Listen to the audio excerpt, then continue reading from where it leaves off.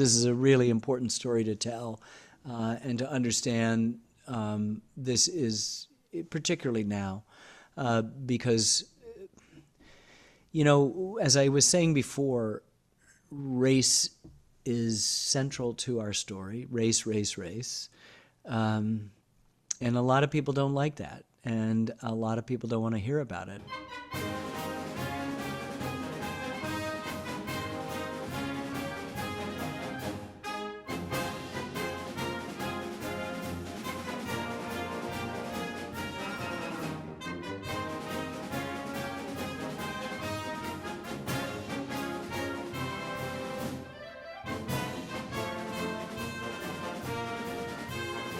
Welcome to another episode of Duffy's Milestone Minutes and the Endgame.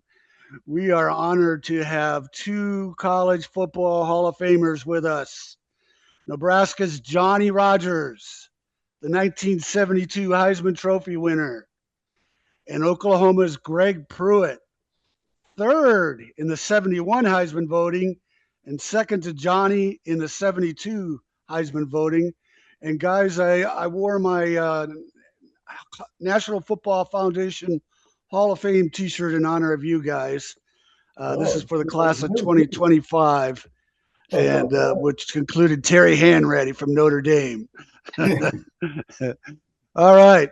So for our listeners, our audience, we're including the 55th anniversary of the 1971 Game of the Century in this series about the 60th anniversary of the 1966 Game of the Century because of the link between the two games. Duffy Daugherty has his fingerprints on both games as college football integration tipping points.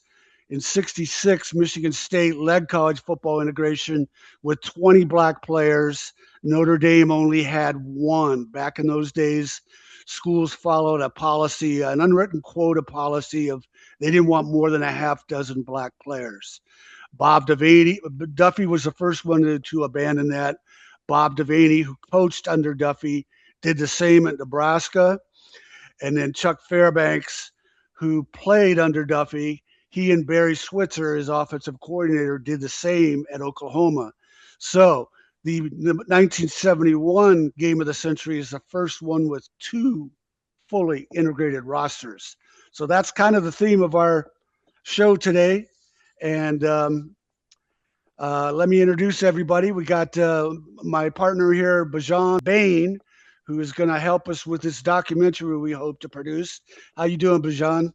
I'm doing pretty well. Thanks for having me on, and I'm honored to be on with these gentlemen who I watched play in my first Game of the Century because I didn't catch the 66. I was only about 7, and I didn't catch the UCLA USC Gary Beeman, O.J. Simpson, Heisman, Rose Bowl, number 1, number 2, because I was only about 8 and I wasn't following the game yet.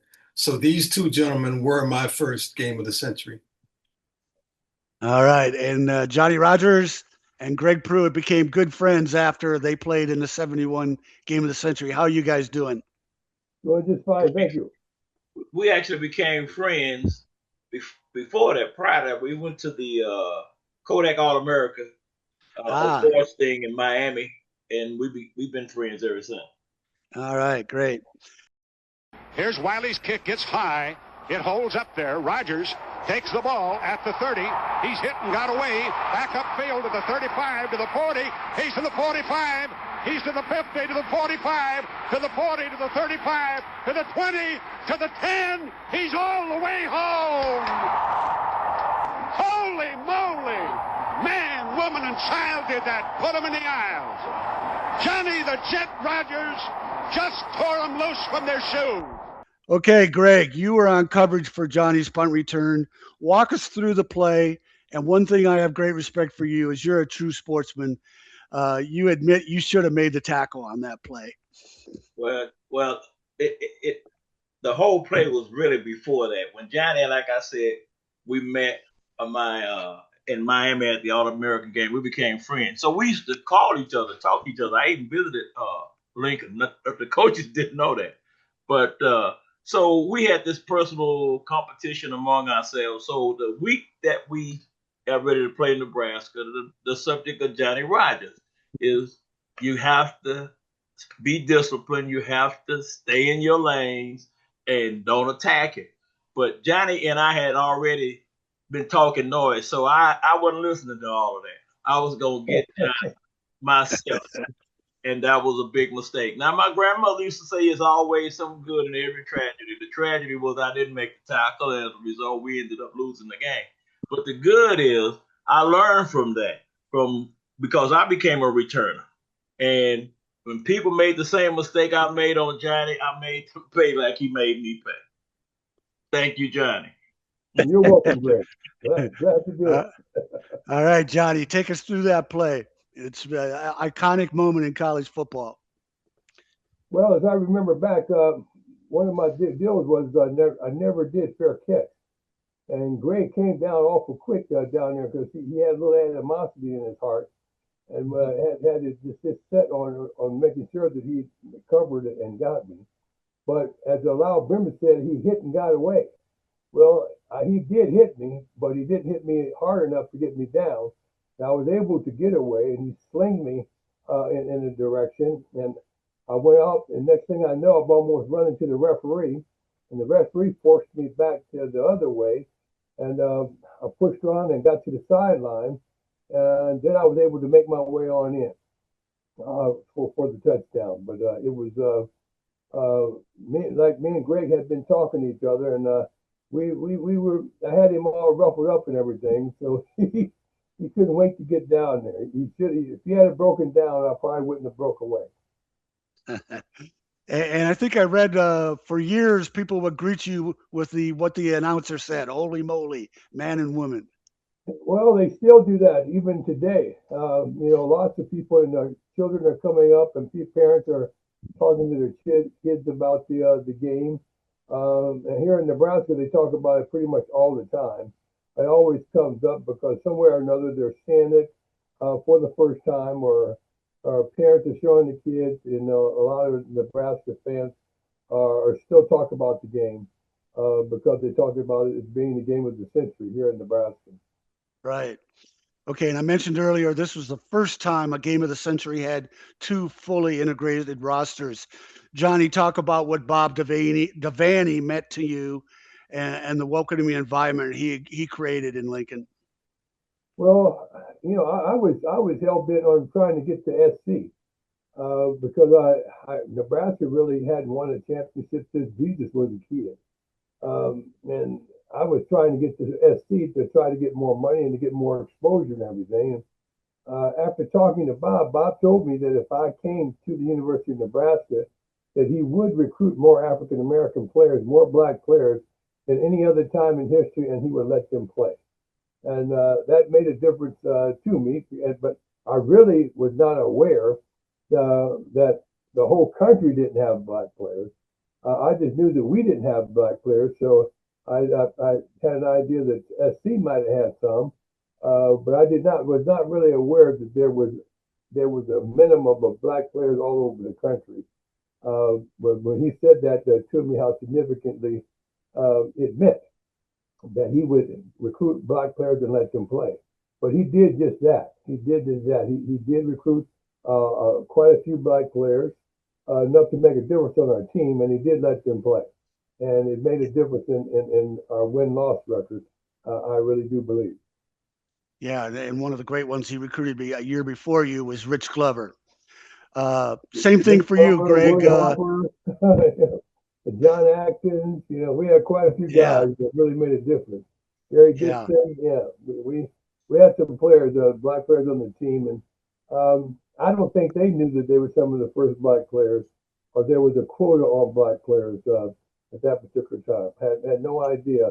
Ernie Chambers, which was one of the Senator Ernie Chambers, probably the longest standing senator they had, was always an activist, and he pushed for black players to come to Nebraska and to be able to play. But I really didn't know there was an issue until it came out when he was pushing it, and Devaney was talking about how much he was going to do it. Yeah. Yeah, and that's because the 1960 sports media avoided race. A lot of this stuff is lost to history. Greg, talk about Chuck Fairbanks and Barry Switzer agreeing they were going to recruit more black players and changing the face of Oklahoma football. Well, when I was in high school, my senior year, I was switched from quarterback to wide receiver.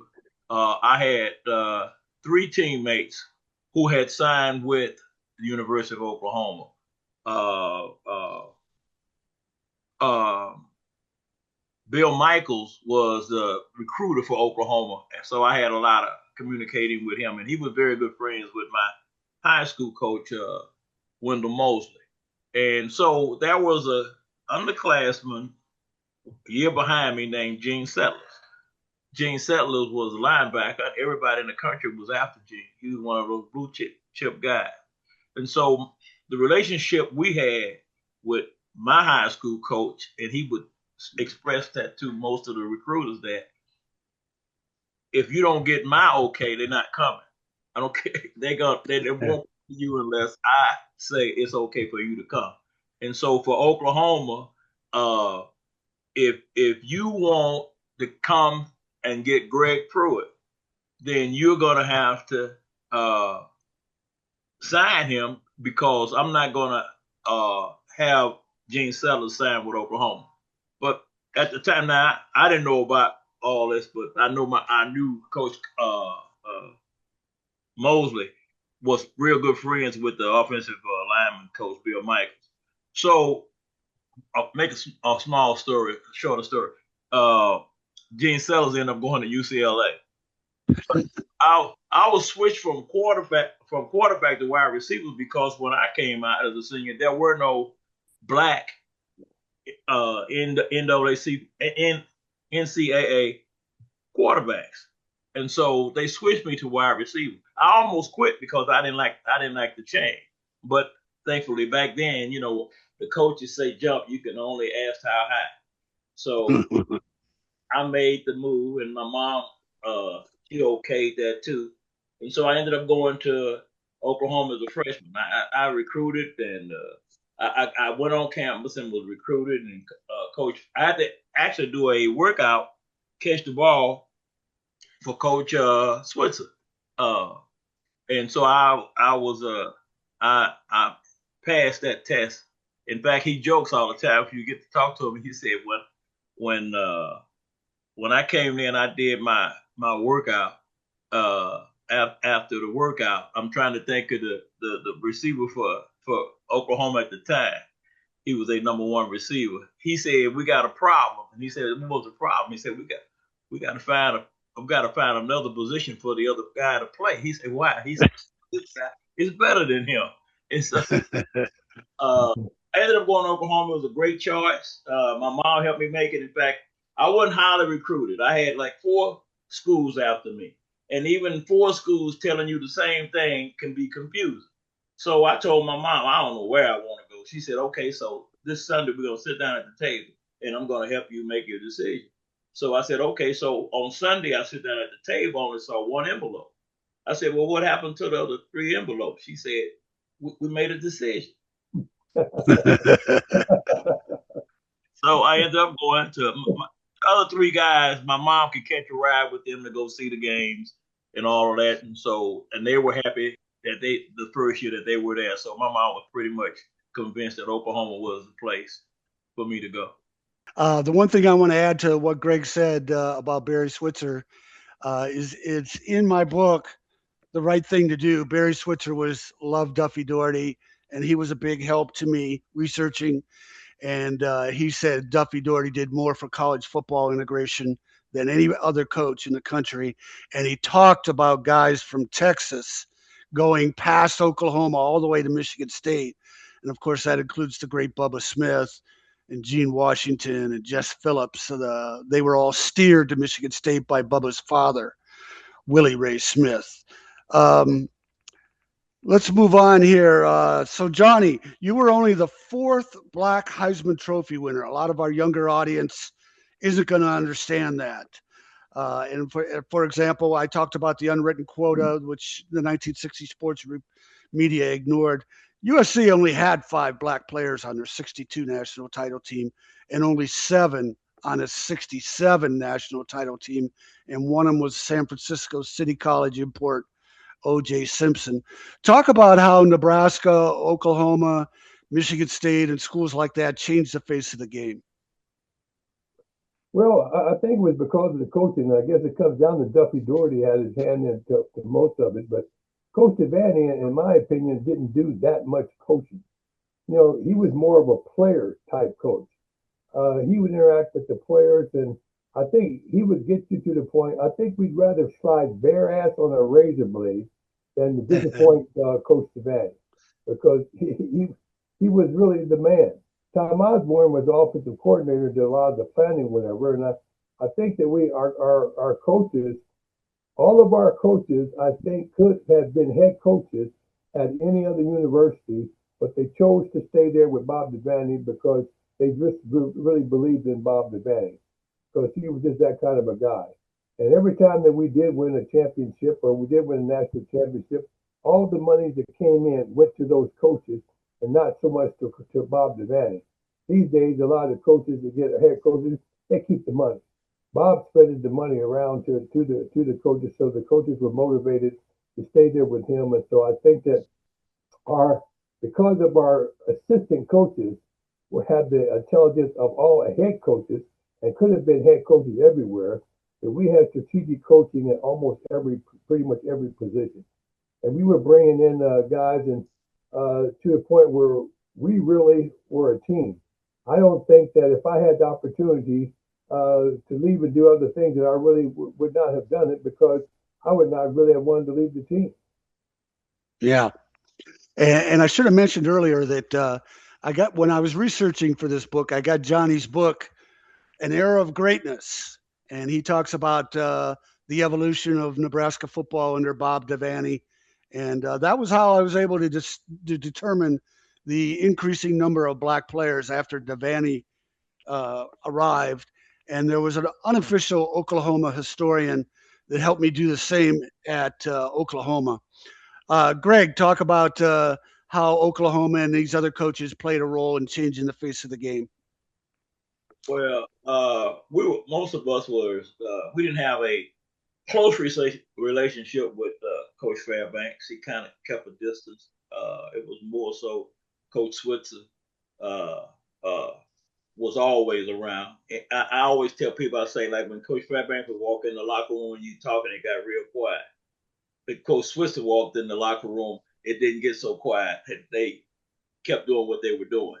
But I have a lot of respect for him. He's like my dad today. You cannot go to Oklahoma and not contact Coach Switzer. First, you're going to be in trouble, because if you think you can go there and get out of the state without him knowing that you've been there, you're wrong. So I just seen Coach Switzer at the college football, the baseball playoffs here, the College World Series just a few weeks ago, Greg. Oh, yeah. He get that. That's right. I made a point to go visit him. Yeah, Oklahoma won. Yeah, so he made a trip up there. Okay, Johnny, you mentioned you wouldn't want to leave Nebraska. Nowadays, of course, kids are moving all over the place. They're going to the highest bidder. Could you imagine? I'm going to ask you this first.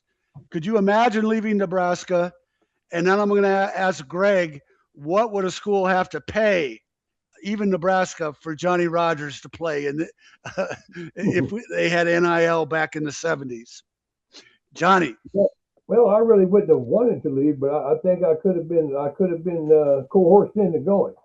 Depending, but like I said, we had really a tight knit team, and I believe that winning isn't everything. But in Nebraska, we did rate it right up there with oxygen. It was pretty darn important. And I can't see myself going to a team if I don't think that we can win for money. I could be wrong. It could be different pretty much if I had to do it then. But I really believed in us winning, and I wanted to win. And because we had the winning attitude, that I was able to become the player of the century and win the Heisman Trophy because we were in the winning. And we had that winning attitude, and that was very successful. That we were able to dominate and to win. I don't think even with money that I would be happy on another team if I had money, but we were losing all the time. And Greg, how much would Nebraska have to pay Johnny Rodgers in the NIL area? I don't know. It's the money they getting paid now. We like 30 years too soon, Johnny.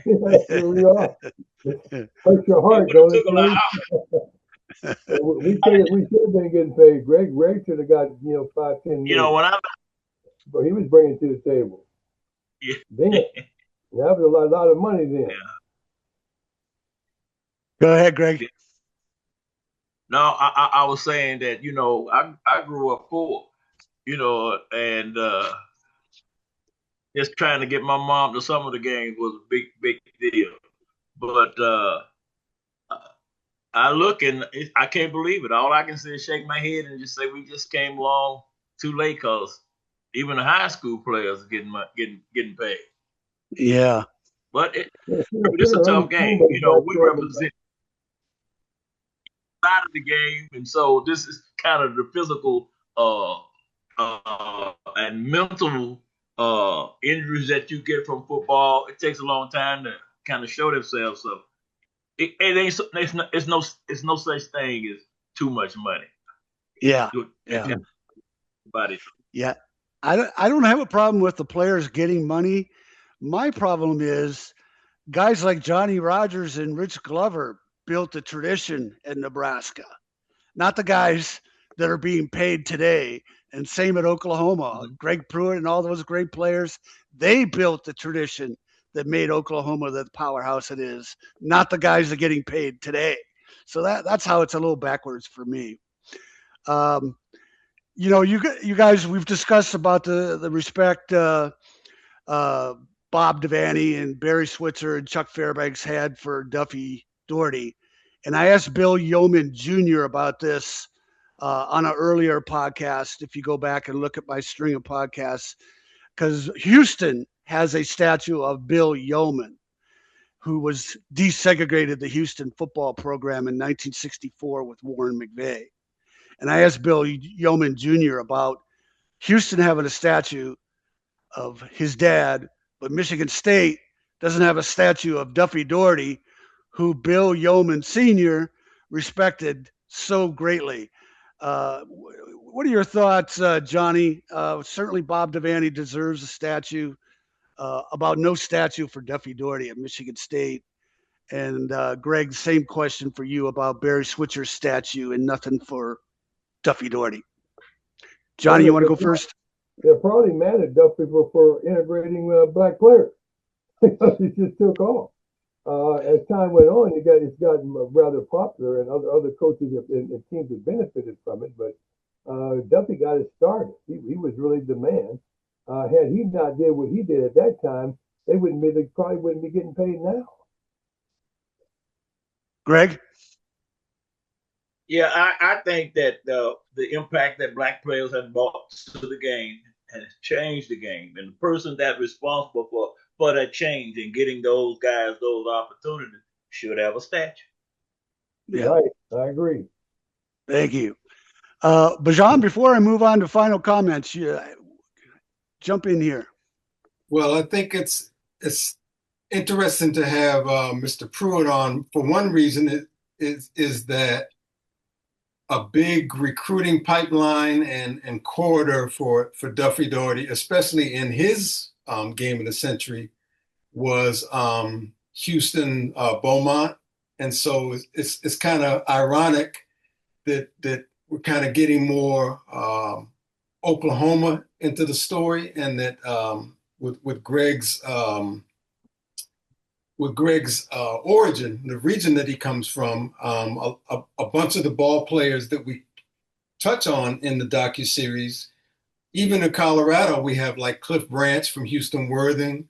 Obviously, you talked about Jess Phillips. We talked about Gene Washington from like that whole Port Arthur, LaPorte, Beaumont, Houston, Orange.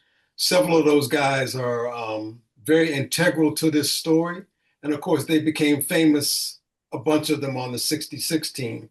Um, the, it would be interesting to know, and given the way college sports and college football was covered back then with only 3 major networks, how do Mr. Pruitt and Mr. Rogers feel about that game of the century in terms of what did it do for the Big Eight to have those 2 teams in what was being called on the cover of Sports Illustrated and everything, the game of the century? There really hadn't been one since the Gary Beebe and O.J. Simpson one, and of course the one 5 years earlier, Notre Dame, Michigan State. But now this one wasn't in L.A. It wasn't in South Bend. It wasn't in Lansing. It was in Big Eight territory. What do you think that did as far as putting those 10-1, 11-0, going to the Sugar Bowl, going to the Orange Bowl, Big Eight teams on the map, and you guys being in the actual game of the century instead of somebody from the Big Ten or Notre Dame or that level? Well, at that particular time, the Big Eight Conference was really noted as the toughest conference in the country. And we just happened to be the ones that was actually leading in that conference. But at that particular time, number one was, we were rated number one, Oklahoma number 2, and Colorado was actually number 3, and Oklahoma State and Iowa State. Everybody was pretty tough in the Big Eight. We were a lot tougher. All the teams in the Big Eight were tough. There was no slough. We didn't have slough games. We had all tough games. And to playing each other, getting through that, it just sent sense through the whole darn country. Everybody was pretty much focused on what the Big Eight was doing. And so we came along where, like I said, where we didn't, it just, how can you be in Nebraska and Colorado and Oklahoma were not really big states, and they're leading the whole country in college football. And like I said, that really, I really wasn't aware that we didn't have black players that were playing, but they're starting to make get attention and making a splash. And the Big Eight was only 8 teams, but they were the top 8 teams pretty much in the country. Yeah, let's see where we lost Greg for a second here. There he is. He's coming back. Hey, Greg. Yeah, I mean, how did it feel? It was only ABC, NBC, CBS, and obviously ABC had all the weekly games. The Keith Jackson and the Bud Wilkinson and the Chris Schenkel. But to you guys as players, being in the game of the century, how did it feel in terms of on the campus? Did you feel media or not feel media? Were you more like in the fishbowl and more focused on the game? Well, TV was just getting big. I remember growing up, we didn't really have TV. Several years before that, I grew up. We didn't have running water. We didn't have electricity. We didn't have. When I went to the bathroom, we went to the outhouse. So to have any kind of a television at that particular point in time, and I was coming up, was a big darn deal. And even though we didn't have national television like we have it today, the exposure, it was all over the country. The Big Eight Conference was noted as the conference in the country, and Nebraska, Oklahoma, and Colorado was leading the way. And so everybody who followed college football knew that, and that brought attention to it. And I think, as I said, that that game of the century between Oklahoma and Nebraska at that particular time was the most watched college football game in history at that particular time. Yeah, more people watched that game than any other game in college football history at that time. Yeah, and it still is. I think the figure is 60 million, and part of the reason for that was on Thanksgiving. Mm-hmm. So you had the whole nation's attention on one day as opposed to split on a Saturday. Greg, your thoughts? Well, you kept in and out, so I kind of missed the question. But as a ball player, it was a big game. Yeah. Did it hit you more later as the years went on and people come up to you? did it hit you more later with the anniversaries and people coming up to you in airports and the mag, or in the moment? Were you more? Was it more like What? focus on beating Nebraska, the whole media thing and the game of the century? The coaches have kind of blocked that part out. They did. They blocked that. We had closed practices and all that, but it was a big game. We knew it was a big game. We looked forward to it, and it didn't turn out the way we wanted it to turn out. But you had to learn from your mistakes, and you had to be better the next day. The biggest game we'd ever played, wasn't it, Greg? The biggest game. It turned out to be the big. You know, we played University of Texas, Oklahoma State was a rivalry, but not like Oklahoma, Nebraska. That was a huge game. It did put us on the map. People recognize you from that game. Yeah, 1 and 2. Glover and Brahaney. We had Pruitt against Rogers. Glover against Brahaney. Right. We had the best defense. They had the best offense. Mildred against Taggy. Everything is, everything. And to Tom's point, by being in the middle of the week or almost toward the end of the week, people are off work. They're home. Thanksgiving. Right. Yeah. Thanksgiving Day. Yeah. Yeah, and President Nixon called the coaches afterward, which was more unusual then than it is now. Now it's typical of a president. Bijan, another question? No, it's just interesting to hear from somebody that is like right in the eye of the hurricane, whether or not the hurricane is just, let's just try to beat them and win the Big 8 and win the national championship, or yeah, we felt the hype at the time, like both things were going on at the same time. Because sometimes when you interview ball players, they say, oh, it didn't really hit me how big it was until later. Or they'll say things like, our coaches tried to sort of get us more focused on it being an actual game, not the game of the blah, blah, blah. Because you guys play them every year. There was a big rivalry every year. Yeah, but we weren't 1 and 2 every year. No. This was the biggest game. We knew this was the biggest game ever that we'd ever. Right. Heisman race, everything. We knew whoever was in this game was going to go on and be national champions, and we were building careers on this particular game. And we realized that we were the two best teams. Period. We had the best. Pretty much with defense, they had the best offense. We were number 1, they were number 2. It just didn't get any bigger than that. And everybody knew that everybody was looking at Oklahoma, what they were doing every week. They were looking at what Nebraska was doing every week. And we played all the way through the season, got to the end of the season. That's Thanksgiving is towards the end. So we had a lot of time to get a lot of exposure coming from August going on to November when Thanksgiving comes up. It was a lot of hype that came up because we were number 2 and we stayed number 1 and number 2. But did either one of you have any close calls in the season? Even the practice before that, the games that were close enough that the 1 or 2 ranking was on the line before you faced each other that year? I don't remember. Yeah. I don't think so. I think that was the game that was going to determine. We didn't have any games like that game. No games so like that. You didn't have one that went into the fourth quarter and was back and forth before that game. We were undefeated.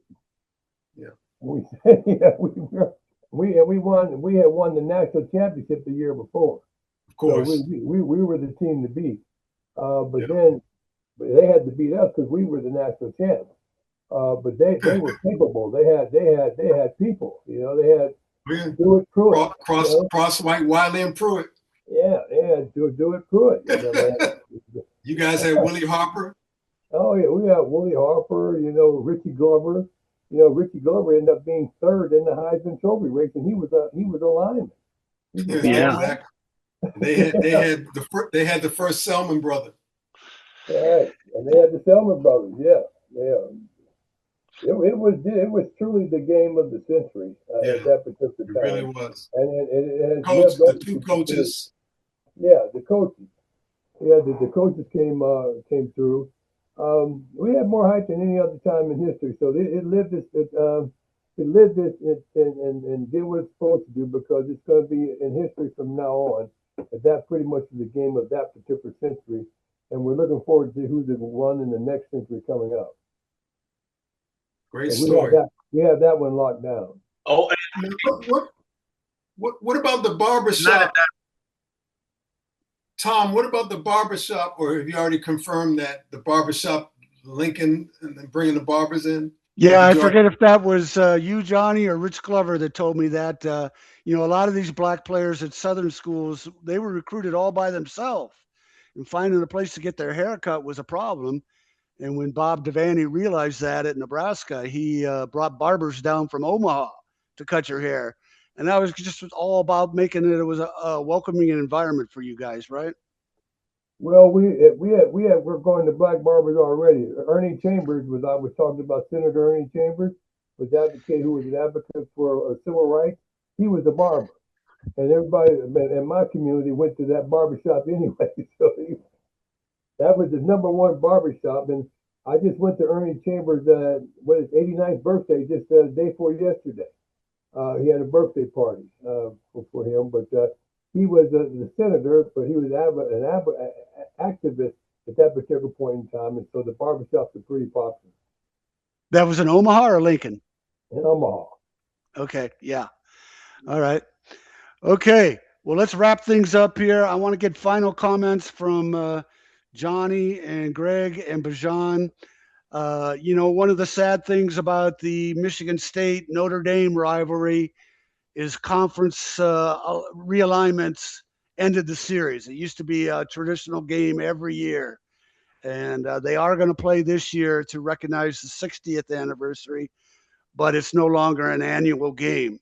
Same with Nebraska and Oklahoma. Conferences realignment. They no longer play annually, although I think they recently played to honor one of their anniversary dates. Talk about looking back on that game 55 years ago, and then just how sad it is that the rivalry isn't played every year. Who wants to go first? You want to go, Greg? Go ahead, Johnny. Well, when you look back through history, and they call it history, his story, our story has been great. It would not have nearly been as great had Oklahoma not been around, or the Big 8 conference and players at that time, and black players entering the game, and have coaches like Bob Devaney, and the type of coaches that we had. I really wish, and I truly wish that NIL had been around. We definitely missed that for sure. But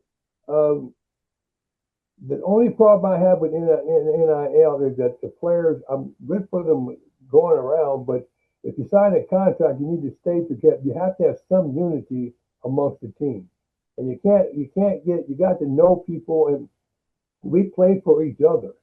I think that, like I said, we didn't want to let Bob Devaney down, but we didn't want to let our teammates down either. It's why we did a lot of things that we did the way that we did it, because we were trying to be a winning team and all for one and one for all type of deal, and we were serious about it. It's hard to see that you can get that kind of an attitude if you are an NIL player and you can just skip around every single year and nobody gets to know everybody's coming and going. I am glad that they're getting paid now, because we were just slaves, playing for this food, because it was against the rules for us to get any kind of money whatsoever. And then that's when the big money really started going in college football. They were making millions when TV came into play, and we were making the money for them, and we weren't getting any money whatsoever. I was supposed to not get any money at all. So it's a travesty on that part. And I think right now that with NIL, like I said, if you give a contract, you need to stay around a couple of years to kind of fill it, or we're not going to get the quality of football that we need to get. Greg, 55 years ago, and what college football misses about Nebraska and Oklahoma not playing every year. That's amazing. That was one of the biggest rivalries that stood up to the hype, and for us not playing each other. That was devastating to players who had played there and players who were coming to Oklahoma to play, who had watched it on TV, wanting to play in that game when they got of age to go to college and be in a game like that. I never understood that. I don't agree with it. They should try to correct that. That game itself changed a lot of lives. It did, and it changed lives in terms of guys making decisions to go to Oklahoma or to Nebraska. And that was a big mistake. That's one they need to correct. They need to admit it's a mistake and correct it. Okay, yeah, and the Michigan State Notre Dame players feel the same way about their rivalry. Right. Bijan, bring us home. Well, just again, I want to thank these gentlemen because they don't realize how many Sports Illustrateds came to my house every Thursday with one of them on either on the cover or in an article or in the college football section, or me building my Saturday around. Yeah, I know you want me to do the lead and rake the leads and vacuum but don't at 1 o'clock. Don't all that chore stuff and homework stuff. I gotta watch my Pruitt, Crosswhite, Wiley, and Mildred. I gotta watch my college football. So let me have my little boy cave for 3 hours. They didn't have all the night games back then, unless it was Southern Cal or UCLA or something like that. Didn't have a lot of games in the dark, but I really enjoyed both of you gentlemen's careers, even in the pros, and followed Mr. Pruitt on to the Browns. And it's just interesting I'm just glad that, 55 sounds like such a long time. It's amazing to even say that it was like 50, or however many years ago it was. That's like a 55-year-old. That's a middle-aged person, but this is 55 years ago. It's just, I'm just happy. I'm just happy to be here and be able to participate on this call. All you probably guys.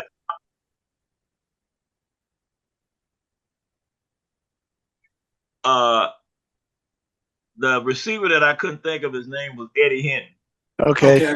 Yeah, number 33. I remember. He played for the Colts. Okay. All right. Well, It's an honor to have you guys on with us. Thank you. Hopefully we're going to be able to get this documentary done that tells so many untold stories about college football integration in the 1960s and where it took us to the 1966 game of the century and the 1971 game of the century.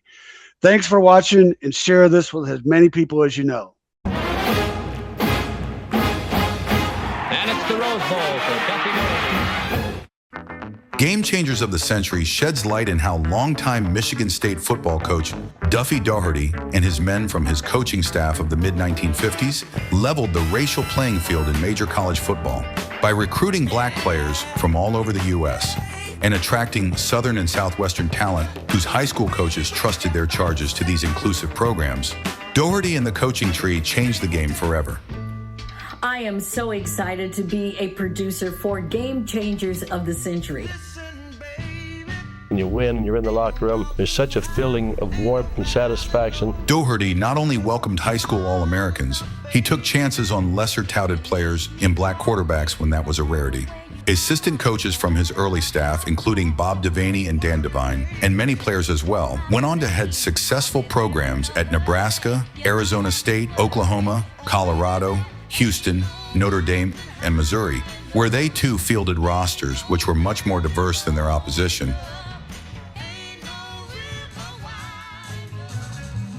I was lucky enough to be at the game that changed the world forever. Witnessed by 33 million viewers when number 1 ranked Notre Dame faced number 2 Michigan State in 1966. The game ended in a 10-10 tie and became known as the Game of the Century. Game Changers also debunks prevailing myths regarding racial milestones in collegiate football and provides social background as to what was happening in the country. In 1962, the Colorado University Buffaloes won the right to go to the Orange Bowl.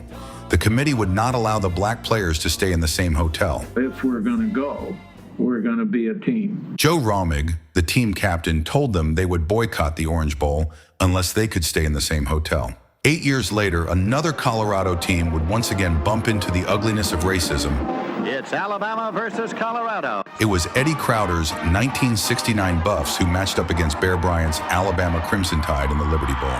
The Crimson Tide, however, was still a team of all-white players. Game Changers is being produced at a time where the spotlight is on the University of Colorado and head football coach Deion Sanders, the first HBCU head coach to transition to a Power 5 coaching position. At the University of Colorado, he led the Buffaloes to a 9-3 regular season record in his second year as head coach. The 2024 Heisman Award goes to Travis Hunter.